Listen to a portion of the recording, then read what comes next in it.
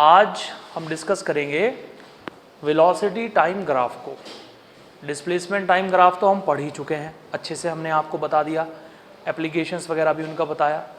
आज हम बात करेंगे वेलोसिटी टाइम ग्राफ की। ठीक है, लिख दो अपनी कॉपी में heading velocity time graph. Velocity time graph, velocity time graph.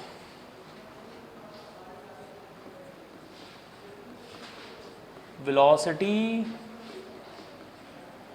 Time graph. ठीक है बेटा, अब मैं एक एक करके आपको सारे ग्राफ बता रहा हूं।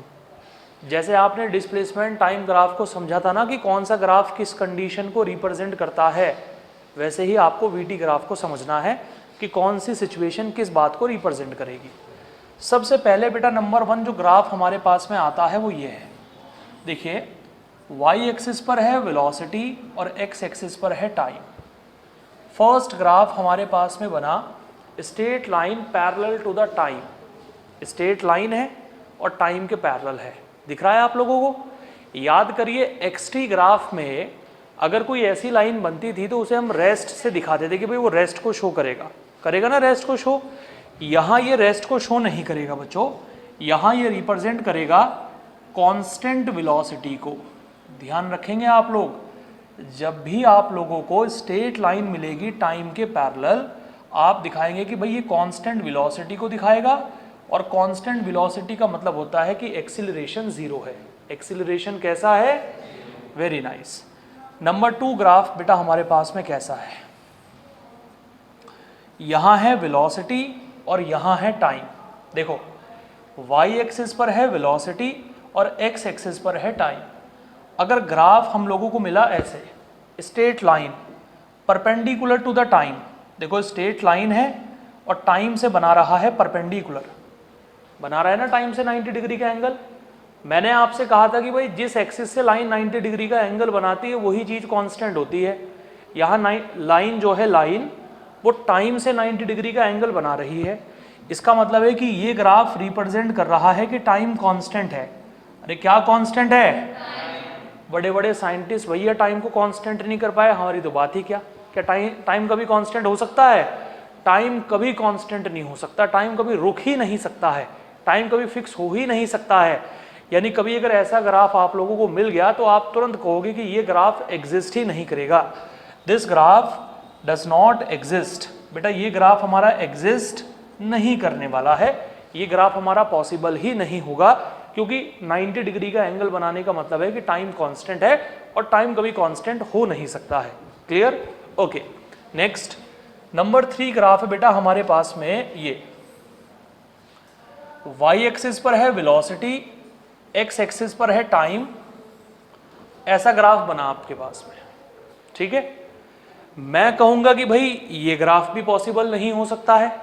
अब आप देखिए कि ये ग्राफ पॉसिबल क्यों नहीं हो सकता है, क्योंकि अगर हम एक लाइन बनाएं ऐसे, बनाई लाइन बेटा ऐसे, एक बिल्कुल वर्टिकल लाइन हमने बनाई, ये वर्टिकल लाइन इस ग्राफ को 3 जगह कट कर रही है। एक तो यहां कट कर रही है, दिख रहा है बेटा आप लोगों को कहां कट कर रही है?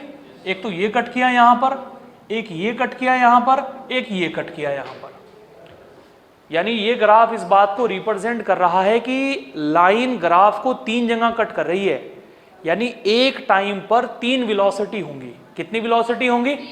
यार ऐसे कैसे पॉसिबल हो सकता है कि एक टाइम पर 3 वेलोसिटी हो?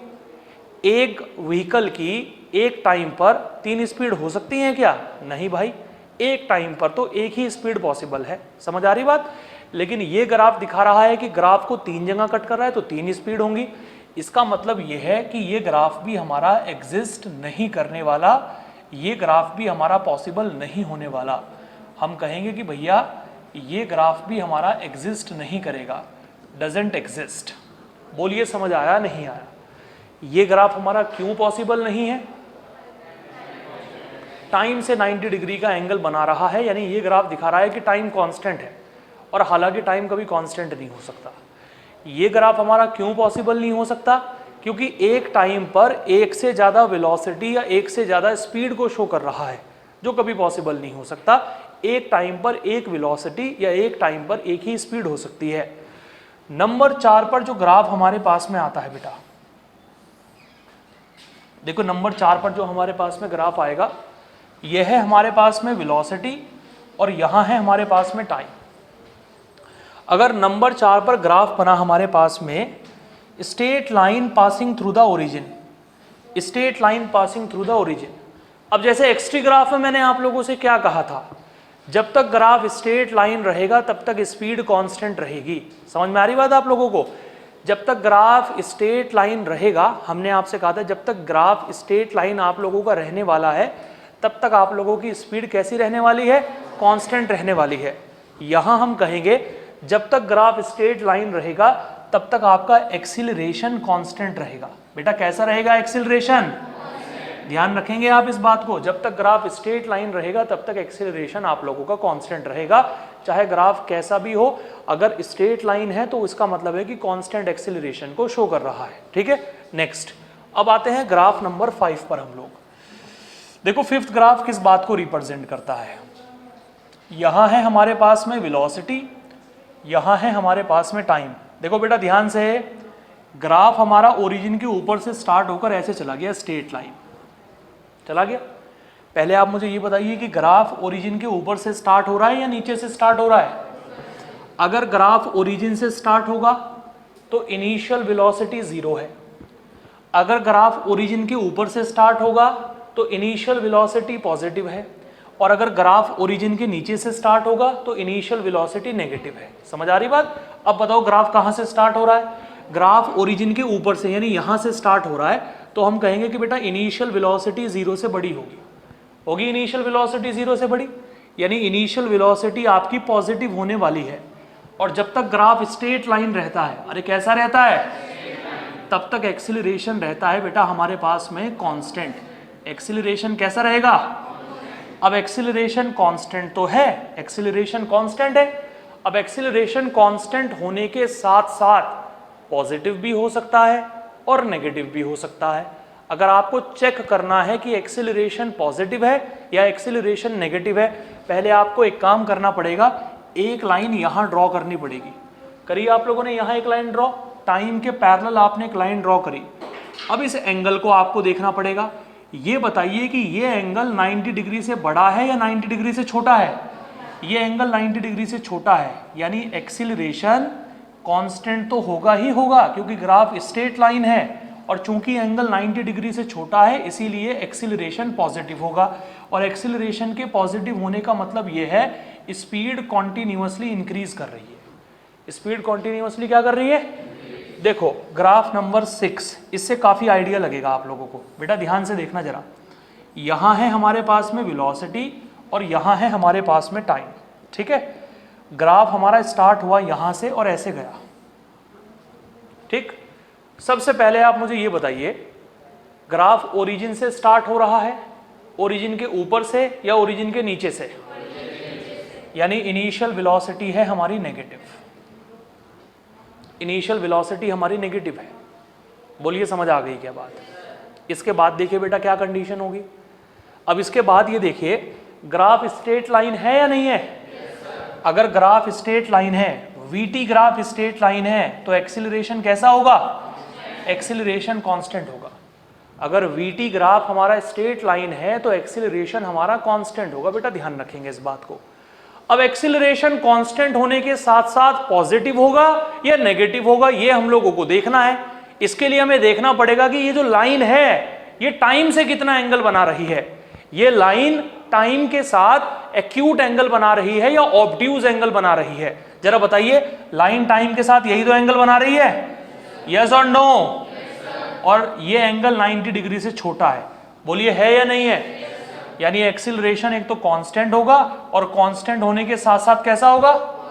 और जब एक्सीलरेशन पॉजिटिव होता है इसका सीधा सीधा मतलब है कि स्पीड क्या कर रही है? स्पीड इंक्रीज कर रही है बेटा हमारी। बोलिए समझ आया नहीं आया?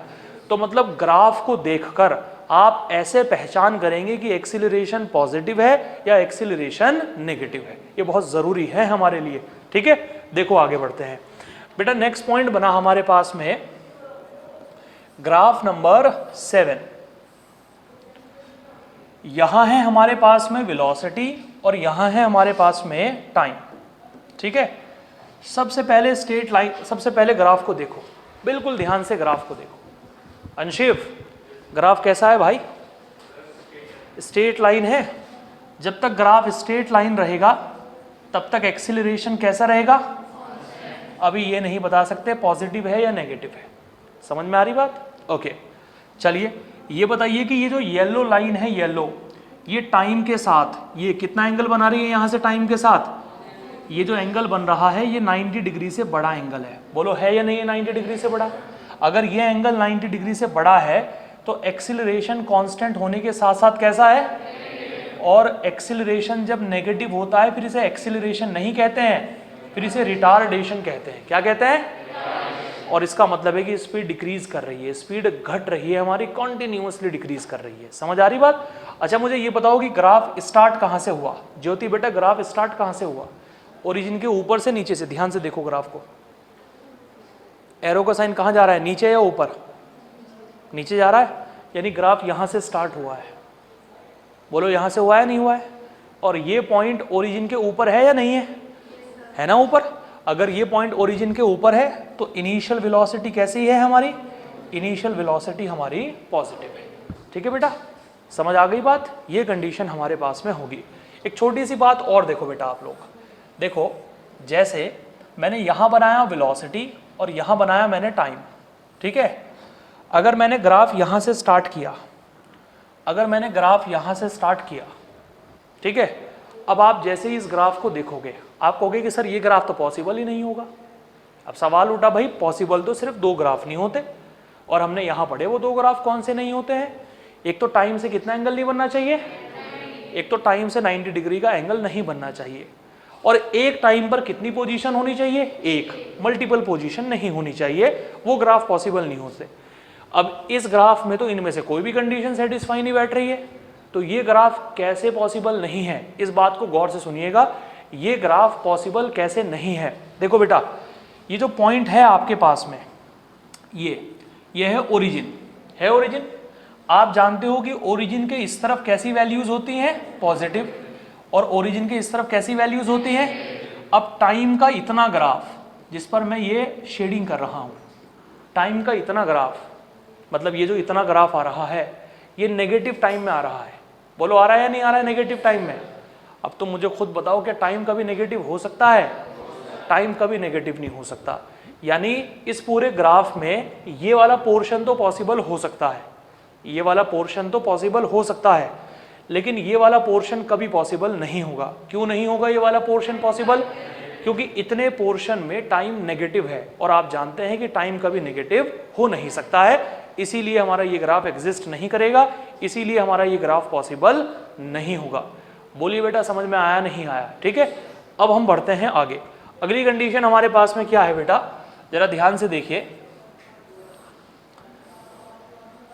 वाई एक्सिस पर है वेलोसिटी, एक्स एक्सिस पर है टाइम। हमने आपके सामने बनाए 2 ग्राफ, एक ग्राफ ये है और एक ग्राफ ये है। सबसे पहले आप मुझे देखकर बताओ, ध्यान से यहां देखकर बताओ भाई, इधर उधर मत देखो, यहां देखकर बताओ, ये ग्राफ स्ट्रेट लाइन है या नहीं है? तो इसका एक्सीलरेशन कैसा होगा? कांस्टेंट। मैंने माना इसका एक्सीलरेशन कितना है? a1। बताओ ये ग्राफ स्ट्रेट लाइन है या नहीं है? इसका एक्सीलरेशन कैसा होगा? मैंने माना कि इसका एक्सीलरेशन है a2। जल्दी से बताओ समझ में आया या नहीं आया? ठीक है, ये कंडीशन हमारे पास में हो गई। ठीक, अच्छा अब एक टर्म होता है बेटा, उस टर्म को हम लोग बोलते हैं स्लोप। क्या बोलते हैं? पहले मैं आपको स्लोप निकालना सिखाता हूं, क्योंकि पूरी फिजिक्स में इसका काम आएगा। स्लोप आप समझिए कि कैसे आप लोग स्लोप को निकालोगे, पूरी फिजिक्स में इसका यूज पड़ेगा। स्लोप निकालने का तरीका होता है, जो वाई एक्सिस पर है, वाई एक्सिस पर जो भी रखा है उसे एक्स एक्सिस वाले से डिवाइड कर दो। अब जरा मुझे बताओ, वाई एक्सिस पर कौन रखा है? वेलोसिटी। कौन रखा है? थोड़ा सा एनर्जी लेकर आओ अपने अंदर यार, मतलब ढीले ढाले बैठोगे तो कैसे काम चलेगा? फिजिक्स पढ़ रहे हो, कोई तुम हिंदी इंग्लिश थोड़ी पढ़ रहे हो। वाई एक्सिस पर है वेलोसिटी, एक्स एक्सिस पर है टाइम। आपको वाई वाले कोऑर्डिनेट को एक्स वाले कोऑर्डिनेट से डिवाइड करना है, वो हमारा स्लोप कहलाता है। समझ में आ रही बात? वाई वाले पर रखा है वेलोसिटी, एक्स वाले पर रखा है टाइम, तो स्लोप बन गया है हमारे पास में v/t। अरे क्या बन गया है? अब स्लोप का जो फॉर्मूला होता है वो होता है tan थीटा। क्या होता है बेटा? और वेलोसिटी अपॉन टाइम को हम बोलते हैं एक्सीलरेशन। क्या बोलते हैं? वेलोसिटी अपॉन टाइम को हम एक्सीलरेशन बोलते हैं। यानी हम ये कह सकते हैं कि एक्सीलरेशन की जो वैल्यू निकल कर आएगी हमारे पास में वो tan थीटा निकल कर आएगी। कितनी निकल कर आएगी? अब देखो सुनो बात को ध्यान से, आपको ये कह रखा है कि ये जो एंगल है आपके पास में ये है 30 डिग्री और ये जो एंगल है ये भी है 30 डिग्री। ठीक है, आपको A1 और A2 का रेशो बताना है कितना होगा। Find out the ratio of A1 और A2। अब मुझे ये बताओ कि ये जो A1 वाला है ये टाइम वाले से कितना एंगल बना रहा है? तो हम लिख देंगे A1 is equal to tan 30 degree. समझ आ गई बेटा बात? अब A2 वाले को देखो, इसके अपॉन में रखो A2। जरा A2 वाला बताओ कि यहां से ये A2 वाला यहां से कितना एंगल बना रहा है टाइम से? ये पूरा एंगल कितना बन रहा है? पूरा एंगल कितना बन रहा है? पूरा एंगल 30 ये 30 ये, अरे कितना बन गया? तो यहां क्या रखेंगे हम लोग? 60। बोलो क्लियर हुआ या नहीं हुआ? अब बताओ tan 30 को हम क्या लिख सकते हैं? tan 30 को हम लिख सकते हैं 1/√3 और tan 60 को क्या लिख सकते हैं? √3। इसकी मल्टीप्लाई करेंगे यहाँ पर, so A1 upon A2 is equal to 1/3। Acceleration का जो रेशो निकल कर आएगा ना हमारे पास में, एक्सीलरेशन का जो रेशो निकल कर आएगा हमारे पास में वो आएगा 1/3। बोलो क्लियर हुआ या नहीं हुआ? एक और बार देखो, ठीक है? मतलब ज़रूरी नहीं है कि हर चीज़ हमेशा बिल्कुल आपके मुताबिक रहेगी आपके सामने और आपको जाना है और तुरंत करना है और फॉर्मूला लगाना है और आंसर आ जाएगा। क्वेश्चन कैसे भी आ सकता है चेंज होकर। आपको कंसेप्ट बहुत अच्छे तरीके से पता होना चाहिए, ठीक है? अब जैसे मानो प्रॉब्लम मेरे पास में ऐसी आ गई बेटा, ध्यान से सुनिएगा जरा।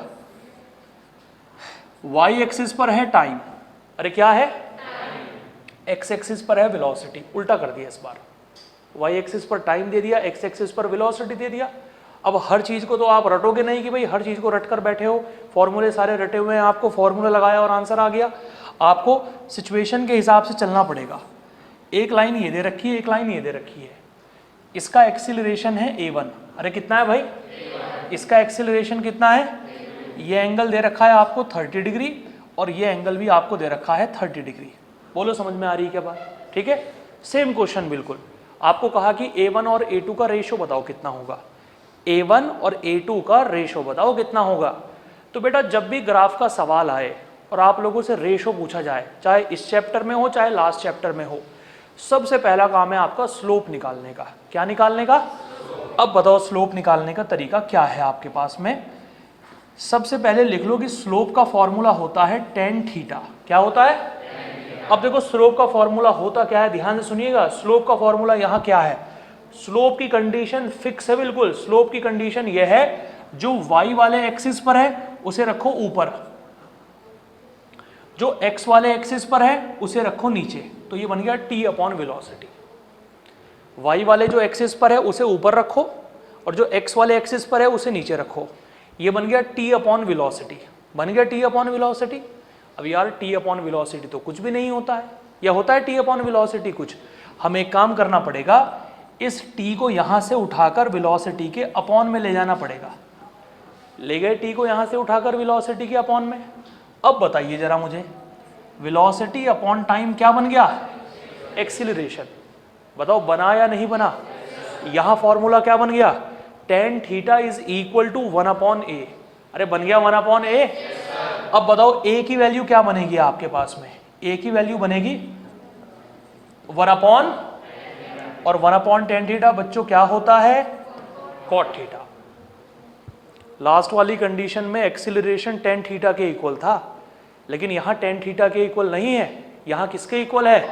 यहाँ cot थीटा के इक्वल है। तो बताइए A1 की वैल्यू कितनी हो जाएगी? A1 की वैल्यू हो जाएगी cot। हो गया cot। और बताओ A1, एंगल हमेशा x से ही देखना है आपको। एंगल हमेशा कहाँ से देखना है? x एक्सिस से। एंगल हमेशा x एक्सिस से ही आपको देखना है। बताओ A1 यहाँ से कितना एंगल बना रहा है? ये एंगल कितना बन रहा है? ये अगर ये एंगल 30 है और पूरा एंगल 90 डिग्री होता है तो ये कितना बन गया? तो भाई ये आ गया हमारे पास में A1 is equal to cot 60। बोलो समझ आया नहीं आया? अब आ जाइए A2 पर। A2 को यहाँ रखा अपॉन में cot। बताओ A2 यहां से इस वाइट वाले से कितना एंगल बना रहा है, ये एंगल कितना बन रहा है, 30 बन रहा है, नहीं बन रहा है, तो हमने यहां रख दिया 30 डिग्री। cot 60 की वैल्यू 1/√3, cot 30 डिग्री वैल्यू √3। अभी 10th पढ़कर आए हो, वैल्यूज तो याद होनी चाहिए अच्छे तरीके से बिल्कुल। इसकी मल्टीप्लाई इसमें करेंगे तो क्या बनेगा, A1/A2 is equal to 1/3। Answer बन गया 1:3, सेम आंसर बिल्कुल। समझ आया नहीं आया? लेकिन बेटा ध्यान रखना है अच्छे तरीके से कि हमेशा प्रॉब्लम को स्लोप से करने की कोशिश करनी है, रटना नहीं है सवाल को बिल्कुल भी, ठीक है। देखो एक मैं बिल्कुल ऐसा ही प्रॉब्लम और बताता हूं आपको इसके ऊपर। एक ऐसा ही क्वेश्चन आपके पास में ये बना, वाई एक्सिस पर है टाइम, बेटा क्या है, एक्स एक्सिस पर एक्स ही है। एक्स का मतलब डिस्प्लेसमेंट होता है, क्या होता है। सवाल मैंने बहुत मामूली सा चेंज कर दिया, एक लाइन इधर है, एक लाइन इधर है, इसकी वेलोसिटी है v1 और इसकी वेलोसिटी है v2। क्योंकि इस बार vt ग्राफ नहीं है, इस बार कौन सा ग्राफ है, इस बार xt ग्राफ है, और xt ग्राफ वेलोसिटी को शो करता है, काहे को शो करता है। चलिए बहुत बढ़िया। अब देखो जरा ध्यान से भाई, क्या डेटा आप लोगों को गिवन दे रखा है, बिल्कुल ध्यान से देखिएगा कि डेटा आप लोगों को गिवन क्या दिया है। ये एंगल हम लोगों को दे रखा है 30 डिग्री, समझ रहे हो, ठीक है। और भैया ये एंगल हम लोगों को दे रखा है 45 डिग्री, ठीक है। अगर ये 45 है और ये 30 है, कितना हो गया, तो ये कितना बचा हमारे पास में, मात्र 15 डिग्री, क्योंकि तीनों का सम कितना होता है 90। शाबाश। तो सबसे पहले मैं निकालता हूं स्लोप। स्लोप, इस ग्राफ का स्लोप कितना होगा, बताओ। y पर कौन है, ओके, x पर कौन है, x ही है। और स्लोप का फॉर्मूला क्या होता है मेरे पास में, tan थीटा, हमेशा tan थीटा।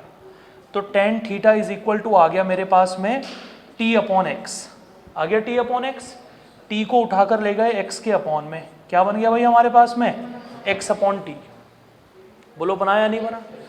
अब बताओ x/t क्या कहलाएगा हमारा, x/t तो कहलाता है वेलोसिटी, और वेलोसिटी अपॉन t कहलाता है एक्सीलरेशन, v/t कहलाता है एक्सीलरेशन, और x/t कहलाता है वेलोसिटी।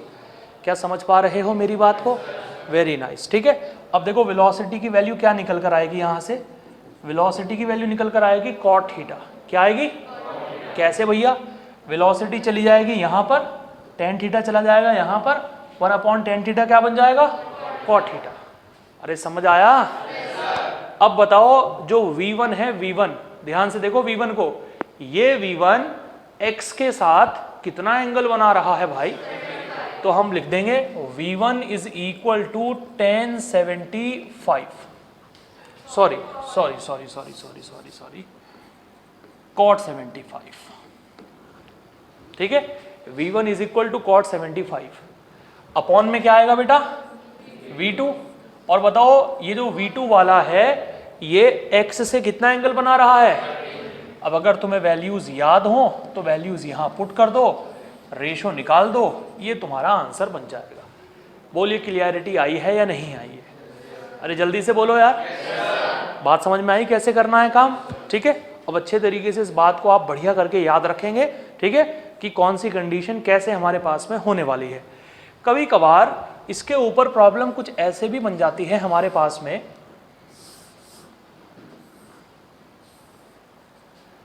यहां दे रखी है वेलोसिटी और यहां दे रखा है टाइम। एक लाइन ये है, एक लाइन ये है, एक लाइन ये है।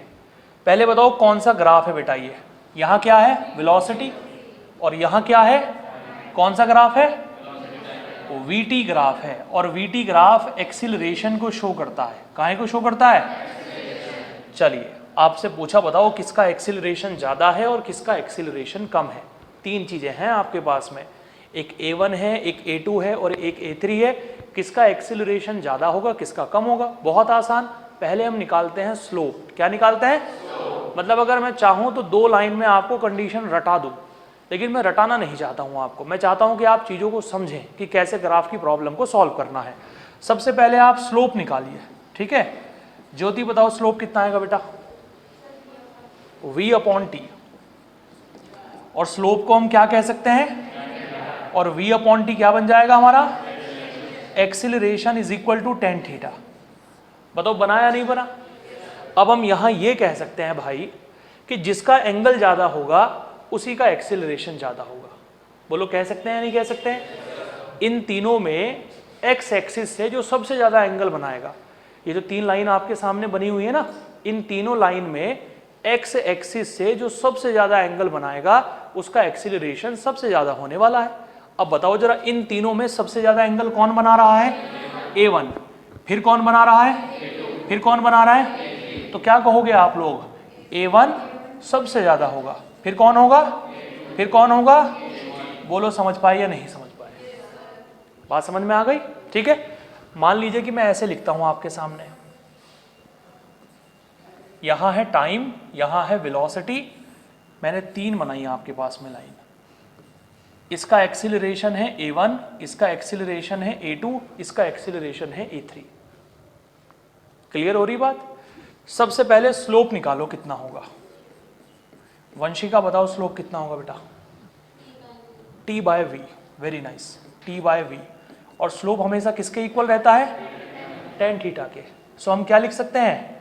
tan theta is equal to 1/V/T। लिख सकते हैं V/T। अब बताओ V/T क्या कहलाएगा हमारा? तो हम क्या लिख सकते हैं यहाँ पर? 1/एक्सीलरेशन।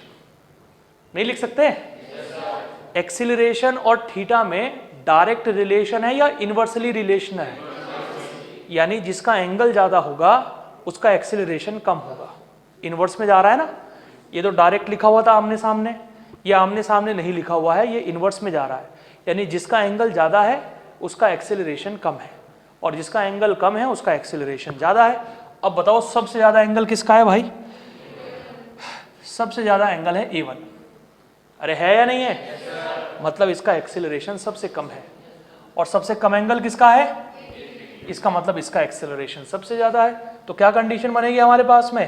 A3 greater than of A2 greater than of, बोलो बेटा समझ आया नहीं आया? अब बहुत अच्छे तरीके से समझकर हर एक पॉइंट को तब अपनी कॉपी में आप नोट करेंगे, किसी भी क्वेश्चन में कोई गड़बड़ नहीं होनी चाहिए। ठीक है, करिए फटाफट नोट डाउन, फिर आगे बढ़ेंगे हम लोग।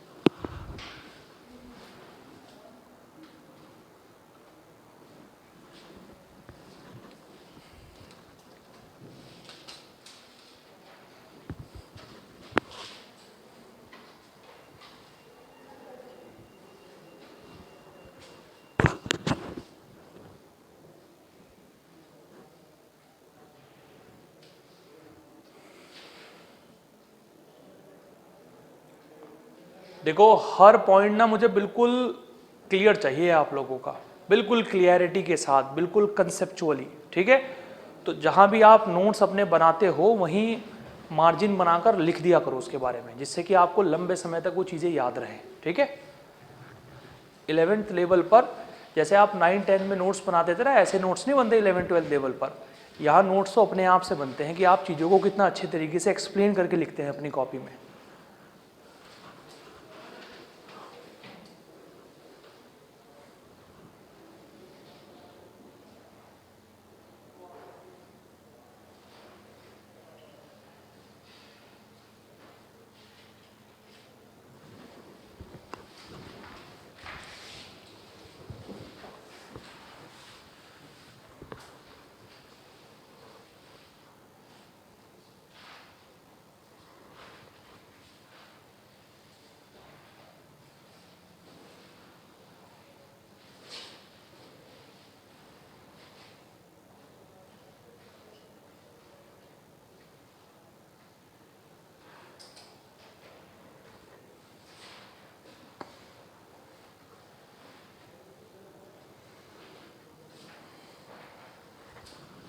हाँ बच्चों, हो गया?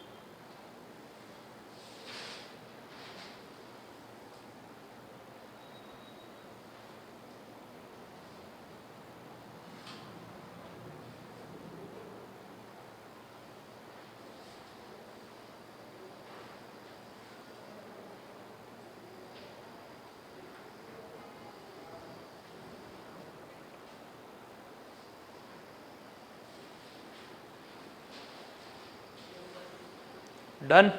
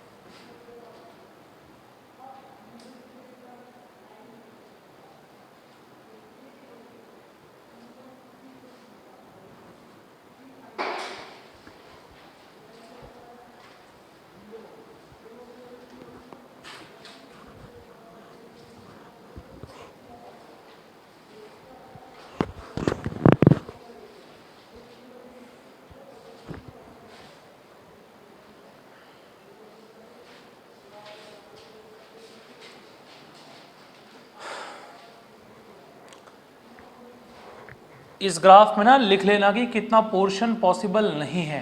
कहाँ से कहाँ तक का पॉसिबल नहीं है?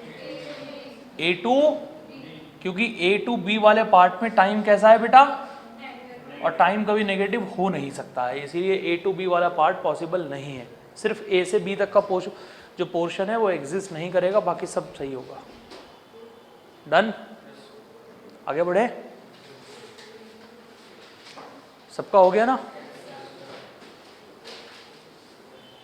अब ये स्लोप वाली जो कंडीशन बताई है बहुत अच्छे से नोट करना अपनी कॉपी में समझकर, ठीक है?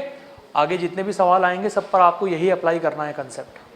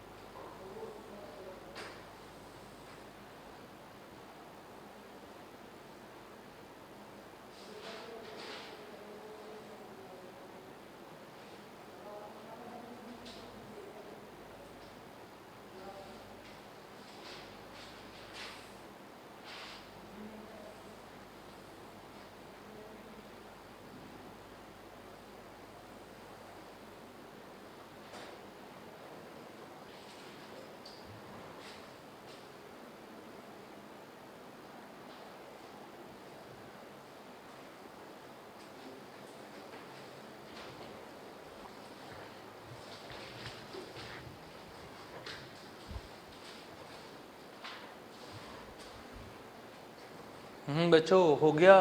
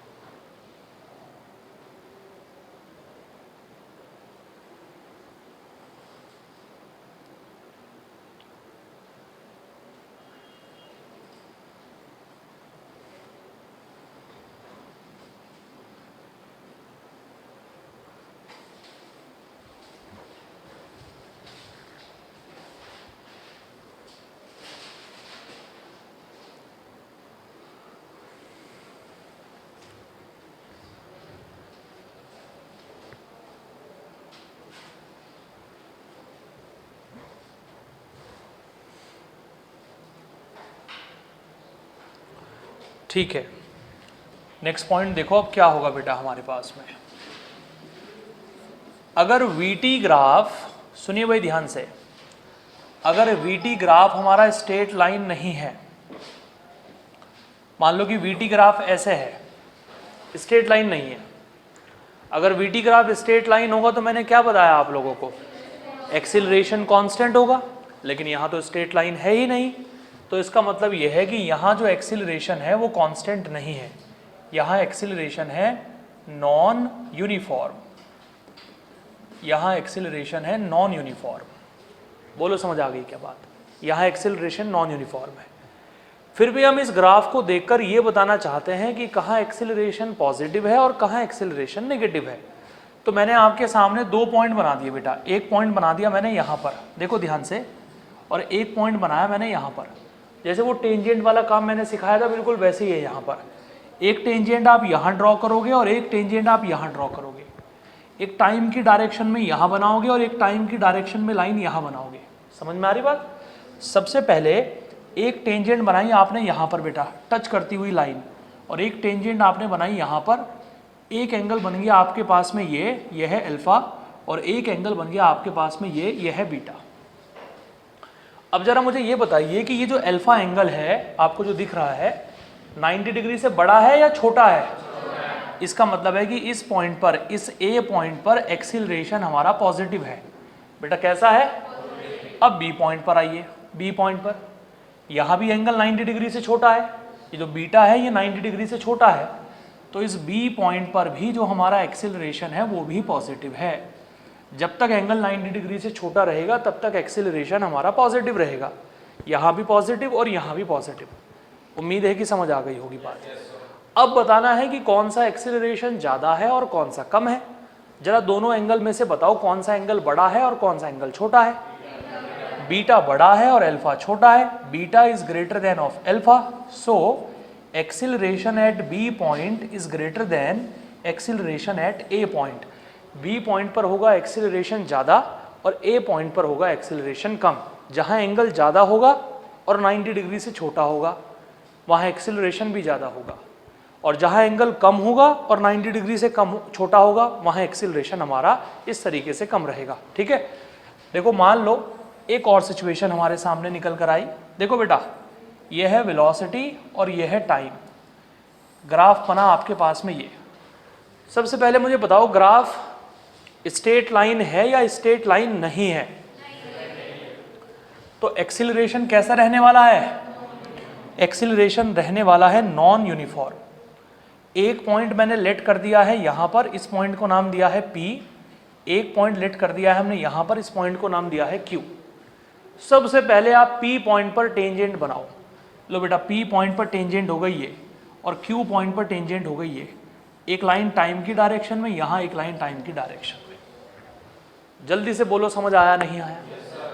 अब बताओ दोनों एंगल 90 डिग्री से बड़े हैं या छोटे हैं? दोनों पॉइंट पर एक्सीलरेशन हमारा पॉजिटिव है। अरे कैसा है? क्लियर हो गई बात? ठीक है, अब मैंने मान लिया भाई ये एंगल तो है मेरे पास में अल्फा, और ये एंगल कौन सा है? बताओ कौन सा एक्सीलरेशन ज़्यादा है? अल्फा ज़्यादा है और बीटा कम है। अगर यहाँ का एंगल ज़्यादा है तो P पॉइंट पर एक्सीलरेशन ज़्यादा होगा और Q पॉइंट पर एक्सीलरेशन कम होगा। जल्दी से बोलो समझ आया नहीं आया? ठीक है, एक और छोटी सी बात हम यहाँ पढ़ते हैं। दिख रहा है सभी लोगों को?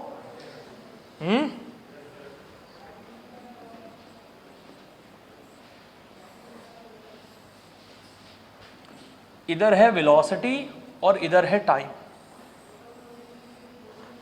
ये है बेटा हमारे पास में ग्राफ। ठीक है, एक पॉइंट हमने यहां लेट किया और एक पॉइंट हमने यहां लेट किया। सबसे पहले इस पॉइंट पर टेंजेंट बनाते हैं, बना दी टेंजेंट। फिर इस पॉइंट पर टेंजेंट बनाते हैं। बताओ ऐसे ही तो बनेगी टेंजेंट। अब बताओ ये एंगल 90 डिग्री से बड़ा है या छोटा है? तो ए पॉइंट पर एक्सीलरेशन कैसा रहेगा? पॉजिटिव। बताओ बेटा समझ आया?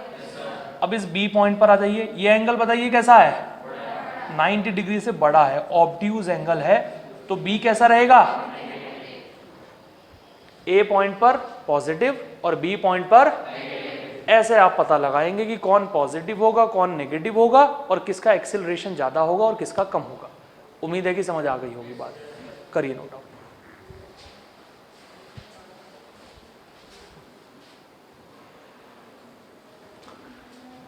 तो बेटा ये सारा काम है आप लोगों का जो आपको करना है, ठीक है। अब आप अपना होमवर्क सुन लीजिए क्या है। आपका होमवर्क ये है, इससे पहले मैंने आपको पढ़ाया था एक्सटी ग्राफ, याद है, और ये हो गया वीटी ग्राफ। आपको अपनी कॉपी के अंदर बीच में से दो पेज या 4 पेज निकालने हैं। इस बार कॉपी में आपको काम नहीं करना है, आपको पेज में काम करना है इस बार आप लोगों को, ठीक है। और पेजेस में क्या करना है, एक बार तो बनाने हैं आपको सारे के सारे एक्सटी ग्राफ और दूसरी तरफ बनाने हैं सारे के सारे वीटी ग्राफ, और हर ग्राफ पर उसकी कैरेक्टरिस्टिक्स लिखनी है कि ये ग्राफ किस चीज़ को रिप्रेजेंट करता है, ये ग्राफ किस चीज़ को रिप्रेजेंट करता है। समझ में आ रही बात? मतलब वो ग्राफ ऐसा नहीं कि आपको रटा हुआ होना चाहिए, आपको पता होना चाहिए। अगर मैं कोई भी ग्राफ रैंडमली आपके सामने बना दूं कि सर इस ग्राफ का मतलब ये है, कोई भी ग्राफ मैं आपके सामने बना दूं तो इस ग्राफ का मतलब ये है। ये होमवर्क आप लोगों को करना है और ये होमवर्क आपको सबमिट करना है फ्राइडे में। कब सबमिट करना है? ध्यान रखिएगा इस बात का, ठीक है। अच्छा, वीटी ग्राफ का काम हमारा हो गया। अभी कुछ क्वेश्चंस इसके अंदर बचे हुए हैं जो अगली क्लास में हम लोग डिस्कस करेंगे, ठीक।